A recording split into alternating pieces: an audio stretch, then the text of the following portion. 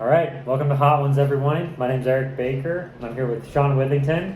You might know him from such things as grad school, England, generally being drunk around DC, and it's the show with hot questions and not even hotter wings. So before we get started, Sean, thank you for being here. You've traveled quite a long way for it. And how are you with spicy food? Good. Good? Yeah. That's a confident good. Yeah. We'll see at the end. Yeah. Okay, so first one is a cilantro sauce that I've never tried, and you might want to put it on your paper towel on easy just in case. But let's give it a try. It's tasty sauce. Yeah, Yeah. easy. Mm. Ain't nothing.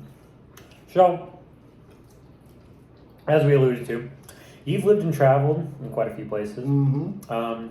But anyone who has heard you speak for about 2 seconds will hear a lovely, if not slightly stereotypical British accent.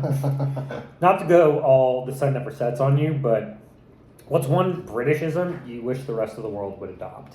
Oh, good question.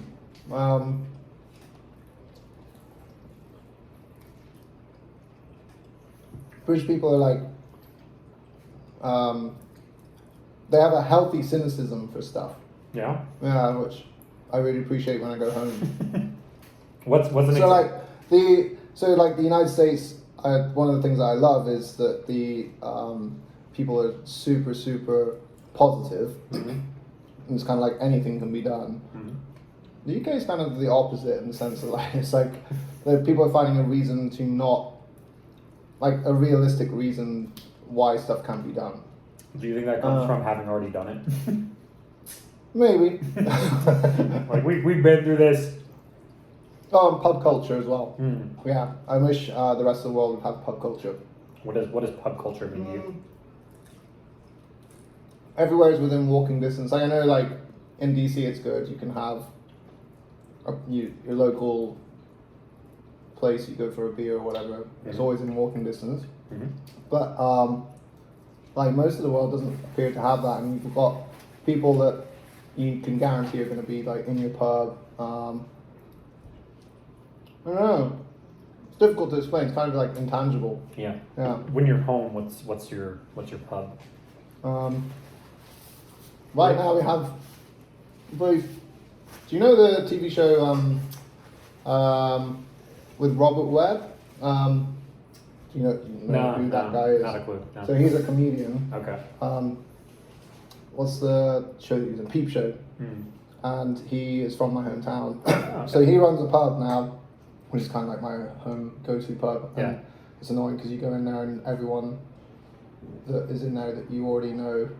So there's no like, oh, we're gonna go. Me and my brother are gonna go for a beer, and it'll just be the two of us having a drink because people walk in and they're like, oh, what's up? Didn't want to see you. But now I'm stuck. But anyway, it's run by this comedian who owns it, or his brother as well. Peep Show. Watch it. It's good British TV. All right. Yeah. All right. Fritz is a big fan of it. Oh, there you go. Yeah. Moving on. This is just Frank's, which you learned today. Buffalo sauce is just Frank's and butter. Mm. That's all it is. Probably a little better mix than ours, but it's fine. So cool. I don't know why I picked this as the second question, but it's gonna be a fun one. Mm-hmm. Okay. I didn't think about the order. I wrote a bunch of questions and I had to order them. For the flow of the conversation. Curious. So, I know you've been to the tallest building in the world, the Burj Khalifa. I have. Yes. But fun fact, your very own hometown of Lincoln has held the record for tallest building in the world, the Lincoln Cathedral, for 2 centuries. And had its spire not fallen off, would have held it for 6 centuries. I don't know if I know more about your hometown than you know. But do you feel like you properly appreciated the architectural wonder that was at the doorstep for most of your life? No. No? I definitely did not. I do now. But like I used to travel past the cathedral like every 3 or 4 days for rugby training. Mm-hmm. And it just becomes like a thing. Like, oh, there's the cathedral. But you're right, it was like the tallest building in the world for however long. Yeah, and like a modern marvel at the time. And I guess still is. Last time I was back, I went and had a look around. It was like really, really impressive. But no, and it's the same with all history in the UK. I don't really appreciate it as much as I should. Yeah. And it's interesting because you come to the States and people love the UK because of the history. Like primarily, I feel like it's like a place to go and visit. Yeah. Uh-huh. How do you feel about Americans obsessed with British royalty and the sheer irony of that? Yeah, find it extremely, extremely weird. Like, Americans by far are more interested in the royal family than British people. Like, as a group of individuals, like, most people in the UK don't care about the royal family. I think, quite honestly, if there wasn't the international, like, following for it, it would be much less of a thing than it is now. Yeah. Like, all of the pomp and circumstance, it's all kind of like for international show, I think. Did you find in the last couple of weeks a lot more people were asking you because of the coronation? Yeah. Like, even in Ukraine, people are like, oh my god, are you like watching the coronation? I'm like, no, I'm not interested. Who do you think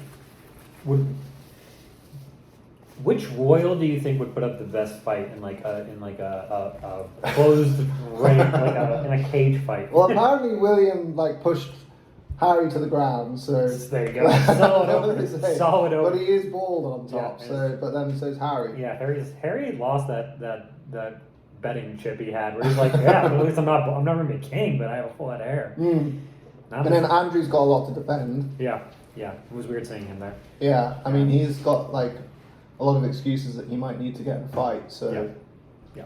I'm gonna go with Andrew. Well, great. Moving on, third sauce. I can't remember what this one is, but I think it was the South Carolina one that we had. Yeah, definitely a lot more vinegary. Yeah. So, as you mentioned, you're currently doing work in Ukraine, and before that, you were in the RAF, the Royal Air Force, correct? And so you've done a lot of service in your life, and I'm curious what drew you to that service, that life of service, and then beyond that, what are some considerations you think younger folk wanting to get into service ought to consider that perhaps you did not? Well, in terms of like what drew me, I mean, like, I was quite lucky in the sense that I grew up around people who were already doing, military work. My dad was in the military, all of his friends were in the military, went to school with a bunch of people, all of their dads were all in the military and some of their mums. And so, like, it became kind of like, a one-shop town where I grew up. It was kind of normal thing that you do is join the military. And then be like, a lot of people who see the military, or I guess like a lot of the jobs that are available, right? Like, if you want to be a pilot, like, it's difficult to know that you're capable of doing that without being around people that you know who do it. And so from that sense, it's like quite an easy draw for me. It wasn't like an alien concept or anything like that. Yeah. And so it just kind of made sense out of like laziness for one, and then there's a lot to be said for doing stuff that isn't driven by money but driven by serving your community like that. There's a lot of science behind, I think, the idea that you derive happiness from serving other people. So in terms of like, what do you want younger generations to know? I don't know, like, sacrifice is good, and like that's the issue that I face at the moment, is that there's a lot of sacrifice, and not that my life is that difficult in Ukraine, but there is an element of stuff that I'm giving up that I'd much rather be at home in London or here doing fun stuff when actually I'm sat under a missile strike having to respond to stuff because people are being dumb, but at the end of it you have like a really tangible achievement where you know that it's like unanimously a good thing what you're doing. Yeah. And it's hard, I think, to come across that. Like you can get it out of the way early in your life and then go off and work in the private sector and become rich based off everything you've done. Yeah. They're not like mutually exclusive, I don't think, to go and be rich or go and do service. One can lead into the other. And I know a lot of people that do that. So. Sure. No, that's great. I imagine in Ukraine you're not at the pub and people come in and are like, "Hey, what's up?" So you got that. That was a positive. little anonymity. Okay. How you feeling so far? Good. Starting to get a little tingly? No? Get a little sweat on. Little sweat, little tingle. All right. This next one is the Hot Ones Classic. It is delicious, and I'm very sad that we finished it off. But we can buy more. Great. What am I asking you? Okay. Great. So. I'm gonna take a bite first.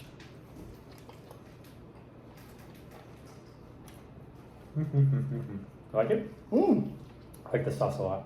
Yeah. So, in 2019, you published an issue brief at Syracuse entitled "There Are Costs from Spending Too Much Time on Social Media." First off, is this why you don't have a Facebook? Because that made my job a lot harder. And second of all, since this will be more than likely shared on social media, what ironic advice about social media would you like to offer? Ironic advice. So it's ironic. Because short answer to your first, to your first question. Yeah, basically. But I already knew it, right? Like that. There's a lot of like mental health issues that go along with being on social media because the whole thing is, it's not real. It's not real life what people portray. So I deleted my Facebook just before I got to Syracuse. I think I just got to Syracuse. I was like, I don't need Facebook anymore. Kept Instagram because of the memes. Sure. So I knew that like deep down, I guess. In terms of ironic advice. Well, it's ironic given that you're not on it, that you were. That is the irony. But if you have ironic advice as well. Well, what was the question again? What's your advice for people on social media? Oh, I guess like use it for the memes.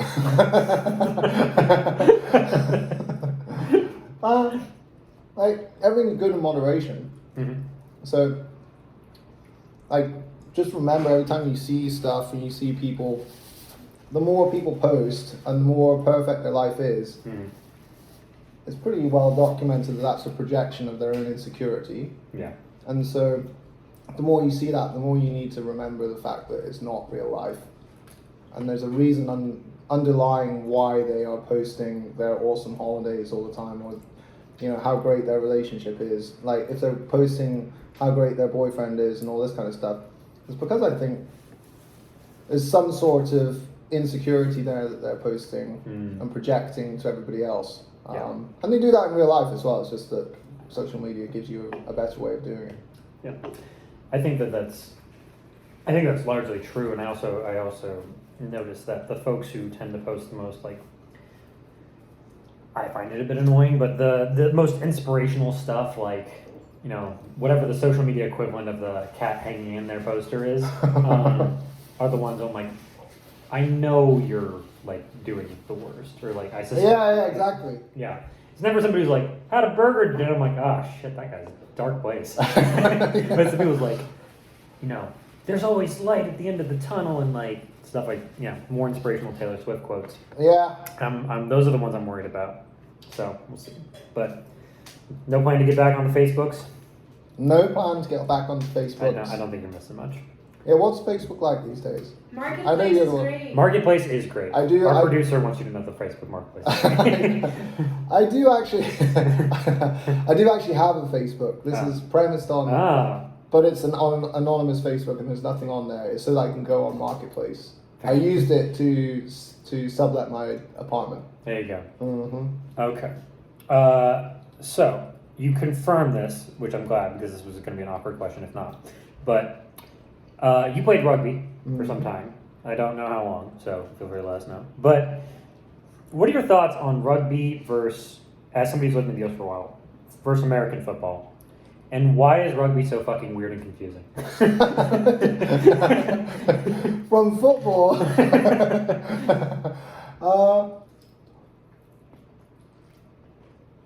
Also, so what's the best? This sauce is the... This is good, this sauce. I think it's the Matilda one. Mm. We'll look up the bottles later. Yeah. Yeah. This one tastes good. I like it. So, which is best, rugby or football? It's like, not necessarily which is best, but like, how, when you think about, as a fan of watching both, what are the things that you like more about one, or what are the major, like, you know, things that you watch that are similar or weirdly different, and you don't, like, what just comes to mind when you think about the two next to each other? Well, they are actually remarkably similar, because the primary difference, if you really think about it, and like, I don't know how true this is, I do remember watching a documentary about how they both originated from the same sport. It's like rugby, you can only pass backwards, which is the same in football, right, after the first toss, like, yeah. And so they're actually like super similar. The big difference is like tackling. I still find tackling in American football super weird. Like, why don't you have a proper set of rules, and you don't need pads and everything if you do that, rather than being able to tackle with your head and shit like that. What's the beginner guide to like rugby though? Like, if you're taking somebody who's never seen it before, like, give me the 2-minute spiel on like what the hell's going on the field. There's so much going on. When do I yell scrum? Yeah, exactly. Well, this is the thing, right? So as an example of how insanely complex it is, like if there's a particular foul, like say you drop the ball and you drop it forward, that's a foul. If you drop it backwards, that's not a foul. But if you drop it forwards, you have 3 different options sometimes. You can either kick it, hoping to either score points, or kick it out, in which case you get the possession back. Yeah. Or you can go for a scrum, or you can just tap it and run. So it's like super weird. So every element of rugby is like that. It's just like super complicated. But once you start learning the rules, then it becomes better than football because it's more free flowing. I'm afraid to tell you. And that's the thing I don't like about football. Like, if football, every time they did a snap, like quick snap after a tackle, then it would be a completely different game. And I think I probably like football a little bit more than rugby, because I really like the set pieces that they do and how they go about doing that. But rugby, the big difference, I guess, is that they recycle it a lot quicker than in football. So if you had football taking super fast snaps, the only really big difference would actually just be the fact that you throw it forward for the first pass. I think. So for those who don't know, what is Six Nations and how does it rank in your personal ranking of like international sporting events? Six Nations is it's England, Ireland, Scotland, and Wales, France, and Italy. There was talk about making it 7 nations with Argentina as well, but it's just 6 of them for now, and it's a annual rugby tournament. It's the best thing on the sporting calendar. Period. Period. Oh wow. Yeah. I look forward to it because we're talking about pub culture earlier on, right? Yeah. So you get to go to the pub every weekend while it's on. It's a league. It's not like knockout rounds or anything like that. Yeah. And you just go to the pub with all your friends. They play all 3 matches on the same day most of the time, and it's all the best Northern Hemisphere teams nationally. So all the best Northern Hemisphere players as well. Is that why Argentina is your 7th pick and not New Zealand? Exactly. Because you don't want to get smoked. Exactly. Yeah. It wouldn't be fun if New Zealand were in. To see everyone else getting creamed. But so Scotland used to be terrible. Like everyone knew that Scotland used to be terrible, but in the last 6 Nations, Scotland emerged as like the 2nd strongest team. Yeah. Which is interesting. Because I don't think a lot of people would expect Italy to be in this of all countries. Yeah, Italy, they actually talked about kicking them out. Oh, wow. Yeah, because they suck so bad. And so the idea was that they would kick Italy out and they would bring South Africa in. That'd be good. Springboks, yeah. Yeah, but that would be a little bit like having New Zealand do. Yeah, that's how it go well. They would kick everybody's ass. Well, yeah, they kick most people's ass. Producer, could we have 2 beers, please? Thank you. I love you so much. Well, that's coming. Also, why are you calling me? Me? Yeah. Oh. I didn't tell you. Our producer was giving us a call. Okay. 7th one. I think this. I don't know which one this is. It's fine. But we're on to the little guys because we're getting hotter. So he's getting spicy boys. I'm guessing so. We'll find out. I feel like my ramp is a little mean. Like I feel like it starts really easy and it stays pretty easy, and then it's not easy. And then it hikes it. Yeah. This one isn't as flavorful as the last few. No. Oh. Alright. Well, Which one was it? I don't know which one this is. Was it the new one? Yeah, this is the new Italian one. It's supposed to be like truffle. Yeah, it was like extra hot. And I'm like, I don't know. Oh, I'm on camera. I don't trust the Italians that have an opinion on heat. So, anyway, relatedly to the last question, why hasn't England won a World Cup since 1966? Are you all just shitty at the game that you're most proud of, or what's the deal? Honestly, I don't know. So, they consistently have a very good team, right? Mm-hmm.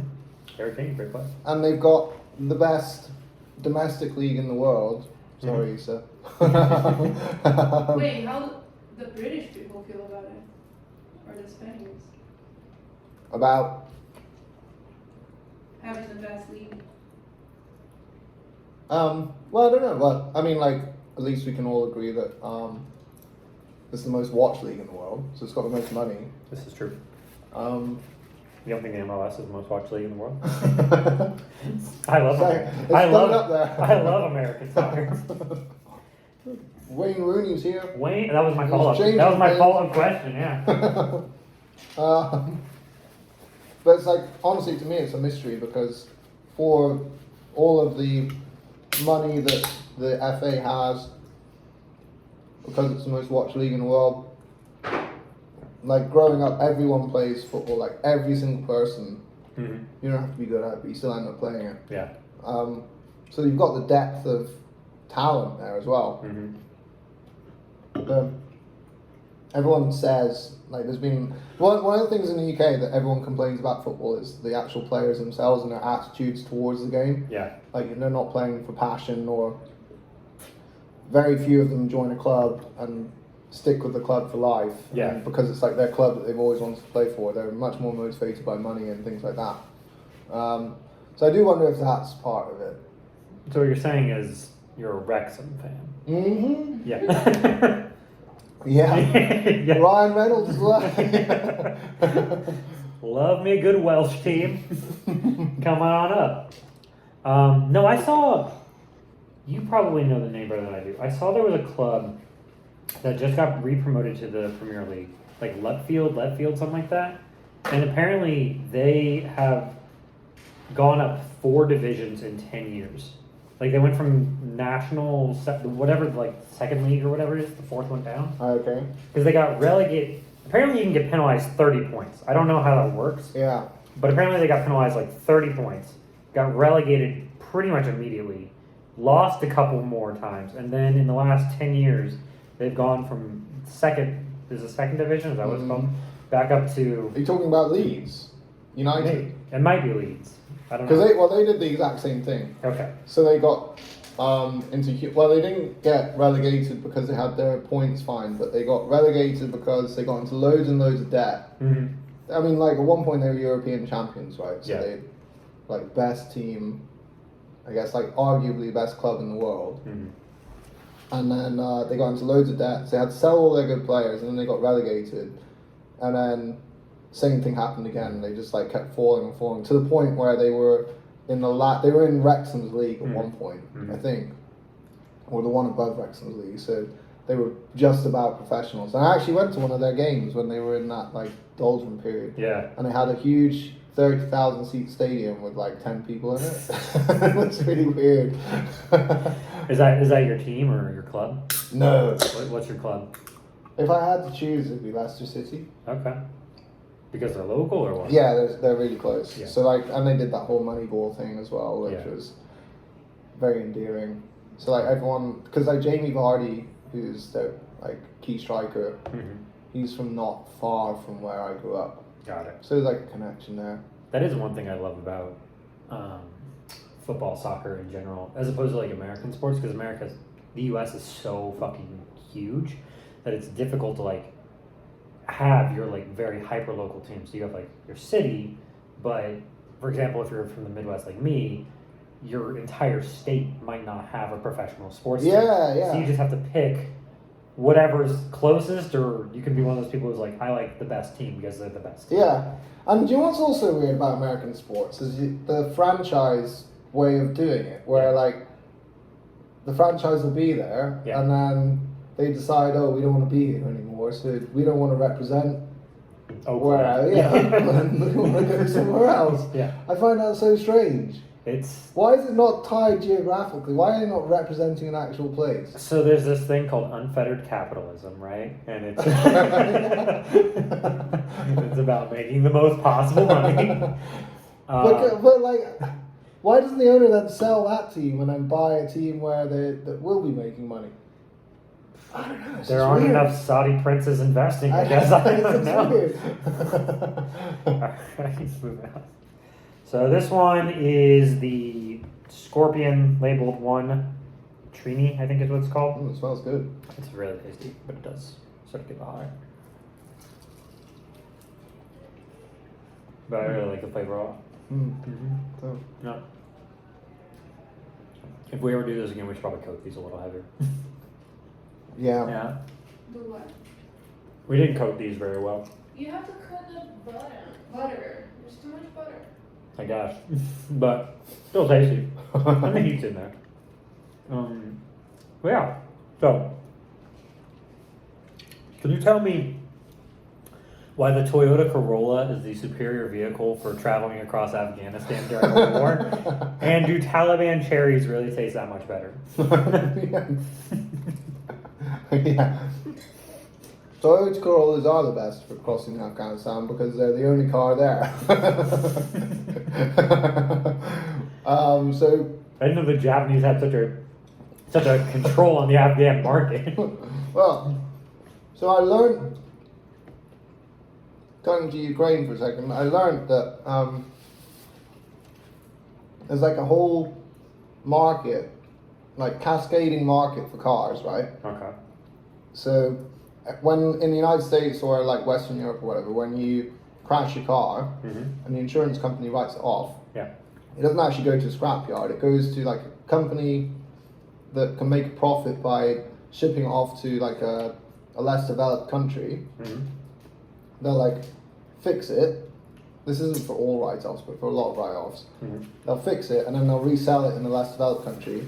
And then the same thing will happen again and again and again. And so the only cars that make it to Afghanistan are the ones that have like crashed like 10 times or dependable. And so by the time all the other cars have like been rooted out and weeded out of the system, the only thing left is Toyota Corollas, and because they're so reliable. So there you go. Yeah. I learned in high school that the Honda Civic is the most broken into car in the United States. And then they're reliable but not safe. And then I had a friend who had a Honda Civic, and we broke into his car. That's good. What was the deal with the Taliban orchard of cherries and whatnot? Oh yeah. Well, so we were in Panjshir, so it wasn't like a dangerous part of Afghanistan. Yeah. But we were on this road trip in a Toyota Corolla. Yeah, sure. And one of the guys that was the fixer for like how we got, because we met Akbar Mahmood, or Shah Mahmood, sorry, And we were staying in this like tiny little village, and he was like, "Oh, like come see my mate." And this fixer basically knows like everybody, including like lots of Taliban members, but also loads of, I mean, pick your insurgency, and he'd be able to hook you up like Haqqani. And so he was like, "Oh, I've got this orchard," and it was pretty cool. He had this orchard, had plums and stuff and cherries, and he had this pool in the middle with running water.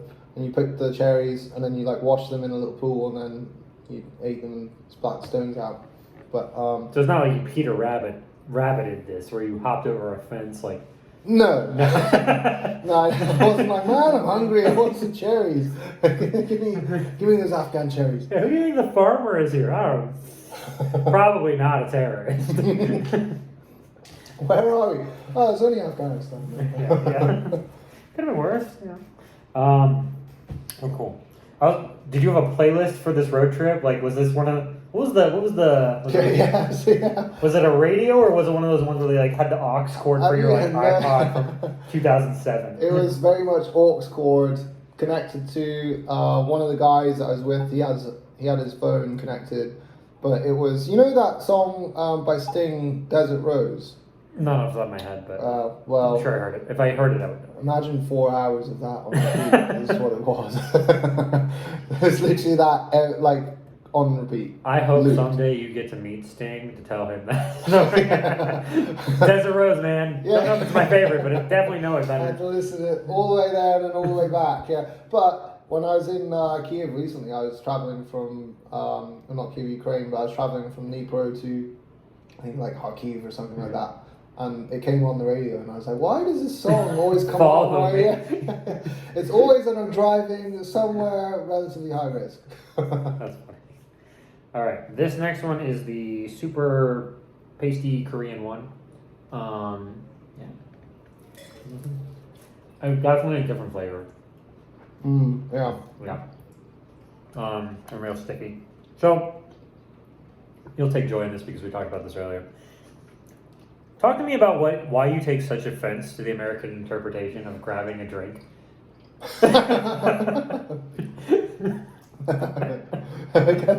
because it's such a literal. It's taken so literally. It's the reason why is because it's almost like closed off to what could happen. Yeah. In pub culture coming back again at you, like when you say, "Oh, do you want to go for a drink?" Everyone knows that it could be more than one drink. Whereas in the States, it's like, no, I'm having one drink. We don't want any more. That's what I don't like about it. It's like you could be out all night if you wanted to be, but like in the US, it's like no, no, I'm here for one drink, and I just told you I'm here for one drink. So you got to interpret it literally. So you don't appreciate the honesty, is what I'm hearing. No. No. It's like I was trying to think of other examples of cultural phrasings where you're not saying what you actually mean. Yeah. Yeah. Like let's grab a bite. Could be anything from like a quick lunch to like a full. Yeah, exactly. Mm-hmm. Yeah. Yeah. Of all the places you've been, understanding that some of them have stricter alcohol laws than others, what would you say as the best going out with your buddies after work culture of all of it you've been? All the places I've been. Probably London. Just because the pub culture or what? Yeah, the really cool thing about London, I mean, the late night stuff in London sucks, but after work, happy hour kind of time, you can roll out. You're guaranteed within walking distance of your office to be very close to somewhere. And then there's everyone's just a lot more relaxed about alcohol in the UK as well. So, drinking in public isn't a big deal. So during the summer, you'll walk past all the pubs and everyone's just standing out on the pavement, on the road and stuff.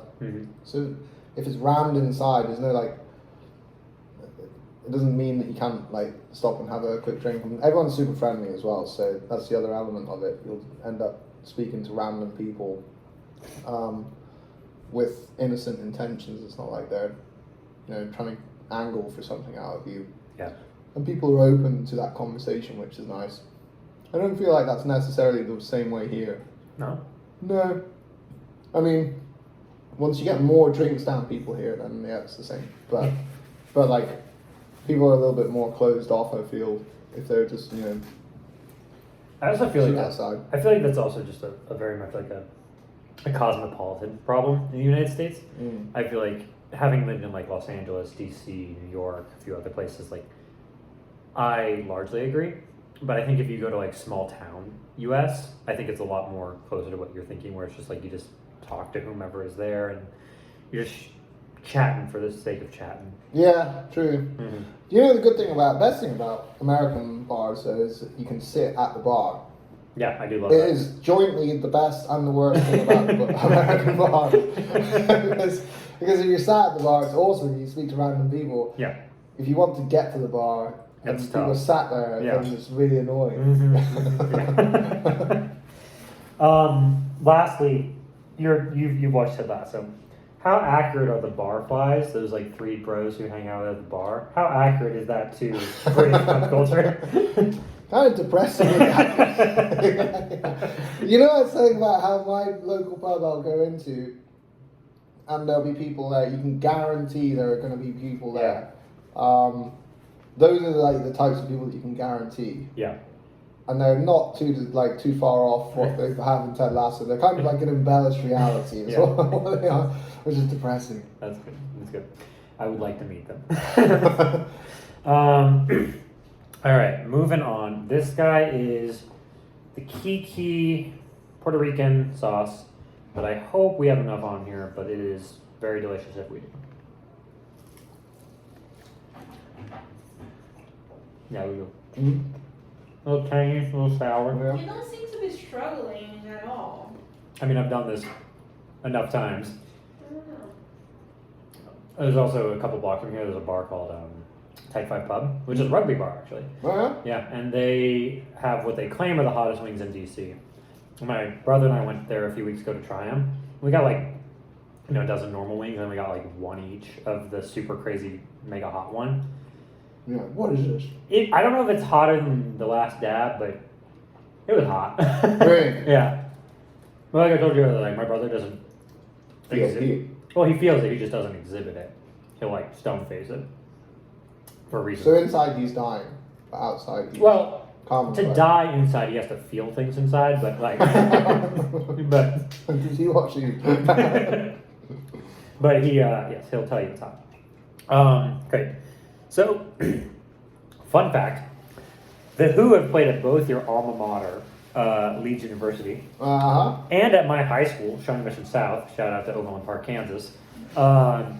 Would you consider who would you consider your favorite like British band, and why do you think since the invasion, like invasion or since, like Beatles time since, and why do you think British rock has such sticking power globally? Ooh. Fun fact: I went to see the Who last summer. They're all right. Did you wear your Leeds University hoodie? I did. I was hoping they would see. Yeah. I didn't used to like them at all, but I've gone like quite into Pink Floyd recently. They're a lot better than I ever gave them credit for when I was growing up. So they're probably like my favorite British band now. Probably shouldn't check the news this week then. And they died. Have they all died? No, but one of them did a kind of a Nazi thing. Oh really? Yeah. Yeah, I mean, like, one of them has a. We'll edit this out later. I hate Pink Floyd. One of them has like a really crazy son who's got a bird that like literally sits on his shoulder and like poops on his shoulder and stuff. Sure. Bird's gonna bird. Yeah, bird's gonna bird. Okay. What was the second part of the question? Why do you think British rock, at least in like the Western Hemisphere, has been so just pervasive and stuck around? Like even now, you're still getting. I guess like this is a little older, but I think about Kooks, Arctic Monkeys, Our Cinema Club. Yeah, like I do wonder whether it's like partly to do with like punk culture originated in the UK, right? Yeah. That's obviously exhibited by a lot of people through the music they listen to or the music they make. And so I do wonder, like, was that the root of it? But I don't really know, honestly. There's obviously lots of good music schools as well in the UK, so I guess a lot of it comes out of that. Yeah. And it's fortunate. I actually don't think, like, presumably French music or like Spanish bands or whatever are necessarily worse than stuff coming out of the UK, but we benefit from the fact we speak the same language as the world's biggest economy, and so in the same way that an American band blows up and the whole world listens to it, like a British band, if an American listens to it and goes, oh well, that's pretty cool music, What's and it blows up, and then the rest of the world listens to it as well, and so we kind of ride off the coattails, if you will. Sure. What's one band that you've listened to, let's say recently, that you think might be overrated, and one band that you think is underrated? An overrated band, like any band. Any band. You could say the Beatles. You'd be Oh, wrong. I do. No, I do think the Beatles are overrated. I'm waiting for James Bond to like crash through my window now. Take you out. I don't know. Like, I think like Arctic Monkeys, I do think are a bit overrated. They were good when they came on the scene, but I'm not. Never been like a huge fan. Mm-hmm. And they also became this massive thing when I was at school, and everyone was listening to them. So like that, I always associated like Arctic Monkeys as being like this thing that kind of gets annoying because it's just like everywhere. Underrated though. Don't have to be British. Just Yeah. Like I always quite liked Wolf Mother when they came out. I'm surprised that the Black Keys no one listens to anymore. yeah, that's a good point. Yeah. Fucking wrong with Black Keys, they're great. Exactly, yeah. They don't have the longevity that a lot that I thought they would have. Yeah. No one listens to them. I feel like they're gonna be like the Velvet Underground, where in like 50 years your kid's gonna just go and be like, this band is Whoa, incredible. awesome, yeah, like yeah, they are awesome. Yeah, they had 3 albums. It was great. Yeah, I went to see them as well. Did you? Oh, Mhm. that sounds great. All right, how you feeling? Got through 9 of them. You seem like you're fine. Yeah. Yeah. Yeah. I don't know if the fermentation thing that we were making jokes about with earlier actually came true or not. Because like, yeah, it was hot, but like, I don't know. Maybe we just didn't put enough on it. Or something. Yeah, maybe. All right, this last one's called The Last Dab. It's called The Last Dab because it's tradition to put a little extra You on. better put a lot. Our producer wants me to ruin Put the lots bathroom on. later. She's like, you cleaned it, you can ruin it. All right, you tell me. Is that good? Yeah, that's good. There you go. That's probably good. That seems like a healthy dab. So I have to chunk it all down in one.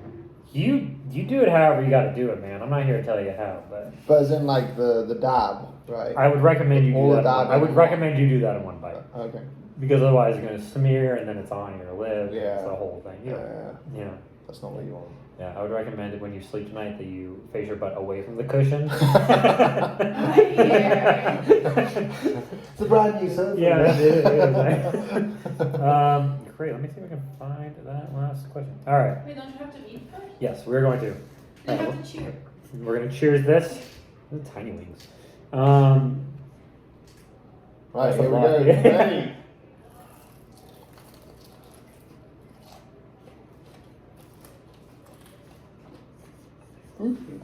We're kind of through, yeah. You gonna start Feel it? speaking? Oh yeah. Good. It's starting. I want to see this. Yeah, it's starting now. It's starting. It's not there yet, but we're getting there. It's coming. All right, so I'm My gonna bowels. I'm gonna ask the question before I can. I don't think it'd be unfair to describe you as something of a dating app veteran. Having set the groundwork for your time back here in DC while abroad, which is a true veteran move. How did you hear about that? 'Cause- Arthur. No, my coworkers found you. Really? Yeah. They're not convinced you actually ever went to Ukraine. They think you've just been hanging out. I have Roman as my witness. Okay, good. So in our time in DC, I've known you to go on your fair share of dates and other such arrangements. What do you think are the keys to success for someone setting up their dating profile? Well, that's hot. If It's really kicking in. I also like the very clear delineation of color between like your chest and your neck is quite bright. I feel like it's a farmer's tan, but the hot does just it's accentuating it. Yeah. Being honest, like you have to do what you do on social media and like present the best version of yourself that isn't actually the true everyday version of yourself. So you have to be like, I think my profile has like me snowboarding. I don't go snowboarding every weekend. What else do I have on there? Like me hiking. Again, I don't go hiking every weekend. I like to do these things. I'm open to them, but it's not like I do it every weekend. And then you have to as well when you're like presenting, or like Hinge for example has prompts and stuff. Your answers have to be like your kind of like goofiest, funniest, wittiest, or whatever it is, rather than you at your everyday. So you have to present like it's a marketing point at the end of the day, right? You have to present your very best self, and so that means having to go like full social media. I know like some people take pictures specifically for their profile pictures and what have you. What would you say? I'm just saying this will be on the internet. What would you say is the most interesting or funniest date you've been on off of one of the apps? Well, it's got to be the one where she fell into the reflecting pond. Well, she didn't fall into the reflecting pond. She fell into the, the pools around the JFK Memorial. JFK Memorial or FDR? FDR, yeah. Yeah, so we're sat on a bench, and we had been doing a night walk around the monuments. Sure. Which was a lot of fun, and she had, at this point, I think, probably sunk the best part of a bottle of her own wine. Sure. So she's really tipsy, and we sat down on the bench at the FDR Memorial, right by the pond. She is like right next to the little pond. Yeah. And she gets up because we're both about to like carry on the walk. She stands up and she's like ooh, and wobbles, and then does like a full like spread eagle into the pond. You don't know this story. I feel like I heard it. But... Yeah, and so she like spread eagles into the pond, and then I had to like step in. I was like, if I'd been really digging her, I probably would have like jumped in fully into after, because it was like a proper like rom-com. That's a very meat scene. Yeah. Right. I didn't regrettably did not like jump in fully after. I did like step in one of my feet and like help her out. You're like, these but she like emerged. And it was like what's the chicken what's that horror film with the TV and it's The Ring? Oh, the Ring? Yeah, The Ring. And she comes out of the TV and she's all wet and stuff. Yeah. She looks kind of like that. I'm not gonna lie, I thought you said chicken, not chicken. And I was like, yeah, when chickens pop out of the eggs. That'd be a terrible horror. So that was I guess the funniest date. I don't think if I've had any other terrible dates. I don't think I've had any other. That wasn't a terrible date. No. It was actually quite fun. She walked it off pretty well. And started out very well as well. Yeah. But that was definitely the funniest. Look, I mean, you were wearing your new loafers. You were upset. Exactly. Yeah. But to tie it all off, I put that on my Hinge profile. Yeah. And so she like 6 months later texted me and was like, I saw that you put it on your Hinge profile. Like that's not fair. And I was like, well, I'm not saying your name. I'm not, like saying who it is. And then she also tried to claim that I've made it up, which is funny because how do you know I've made it up if... Yeah. How did you know it was you? If it's made up. So. Well, your shoes are dry, your face is a little wet, a little sweaty, but you made it through the wings, seem solid, yeah? Yeah. Yeah. We got to do more sauce next time. we didn't properly cook these. But Sean, thank you for joining. Glad you could make it, and I'm looking forward to the edit. Yeah, exactly. All right. Bye-bye.